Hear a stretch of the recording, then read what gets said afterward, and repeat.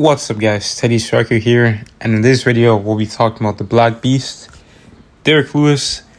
Derrick Lewis is making his return after a pretty one-sided loss to Sergey Spivak where, he was getting taken down over and over again, and eventually Sergey Spivak found a submission.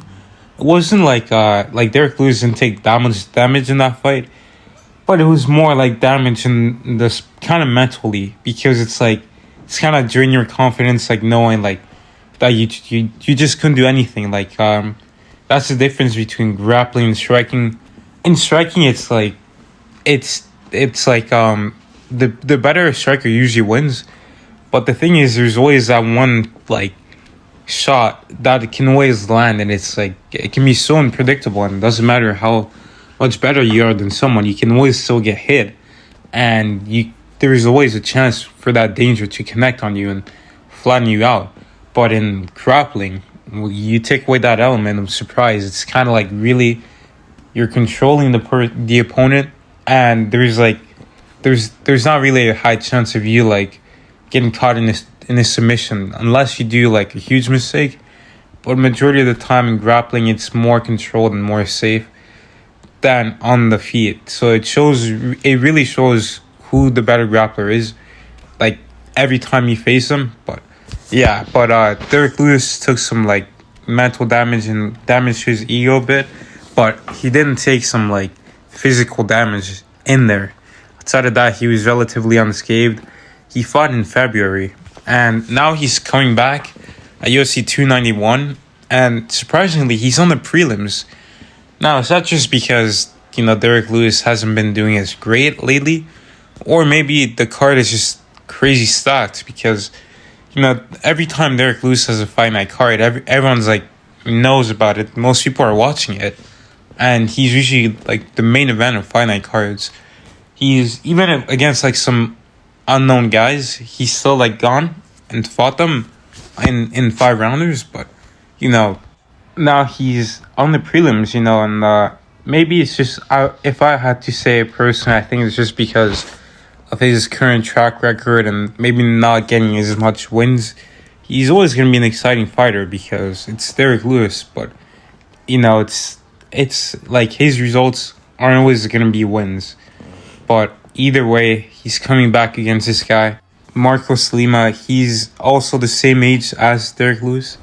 And, Lima he's not always been a heavyweight. He was a light heavyweight, but then he came down to heavyweight. He's not a big heavyweight, but he's all right. And he's had a few wins over guys like Ben Rothwell, Maurice Green, and I think his best win at heavyweight might have been Andrei Arlovsky, considering that Arlovsky was a former champion. Of course, this is an older Arlovsky, but still a great win. But it seems this guy's a finisher. He's got a lot of finishes. I think in this fight, one of these guys is probably going to get knocked out. And, I think I've seen something they've got 35 knockouts between them, combined. It's just crazy. But I think this fight, Derrick Lewis, he's been KO'd by Sergey Pavlovich and Derrick Lewis as well.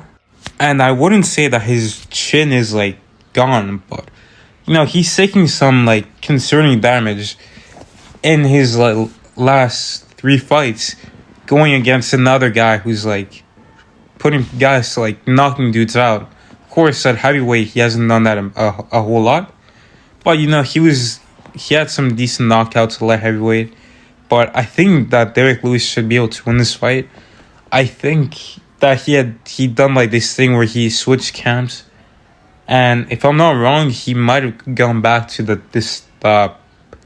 his original coach.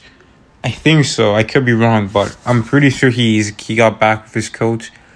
And I just hope that Derrick Lewis is really ready for this fight, because if you guys remember, before his fight with Sergey Spivak, there's videos on his Instagram where it looked like he lost a lot of weight, and everyone was getting hyped up, oh, Derrick Lewis is getting shredded, he's taking his career seriously, we won't see the beer belly anymore. But it turns out that it was just with his like he had a good angle in that photo, and like it's crazy how that works. But he still looked the same come fight night, and I think he weighed the same as he did before. So he didn't really change too much there, but it looked like he was getting in shape though. So I hope that this time it won't be a troll job, and like he's actually getting in shape. He hasn't released pictures or anything, but I just feel like this is one of those fights where he has to win, because if he loses this one, it's gonna be a 4-5 losing streak, and I don't think he's in danger of like getting cut from the UFC, because guys like him or guys like Tony Ferguson who always come to fight, and like fan favorites like that, and like even Dana White loves these guys. Like he'll say like maybe not Tony Ferguson, but with Derrick Lewis, yeah, he said publicly he likes him, he loves him and everything, and he's great for the company, and he's just a cool guy, to have around. Brings light to press conferences at times, and they can be pretty dull, but he's definitely not in danger of like getting caught if he loses this one. But it's just as in terms of like where he stands in the division, maybe his times of like being like top 3 contender are over, but like you don't want to be losing to just all these guys that are coming up, and you don't want to become a gatekeeper of the division. But if he does lose this one, I think he might become something like that, because I think he's ranked somewhere like near like anywhere in between like number 7 and number 11. I think he's somewhere around there. But Marcus Lima is not even ranked in the top 15 yet, but this is like I said, this is the type of fight where the UFC is looking to see, okay, where's Derrick Lewis at? We're going to give him a lower ranked opponent. But at the same time, it's like if he loses, then it's like, okay, well, we can just build this guy off of Derrick Lewis. Or if Derrick Lewis wins, it's like, okay, so he still got it, but we'll just build him slowly back up to the weight class. And like I said, he's like the same age as Derrick Lewis, so he's not like a prospect or anything, but it's just, this is going to be a fun fight, I think, and it's a great pay-per-view. And one other thing to mention is this fight is taking place at altitude, which, a lot of these guys have to be ready for that, and majority of them should be in Utah right now, because it takes a while to get like used to the climate and the elevation. But if you train in like Denver, Colorado, like Justin Gaethje, you probably only have to get there like the week before.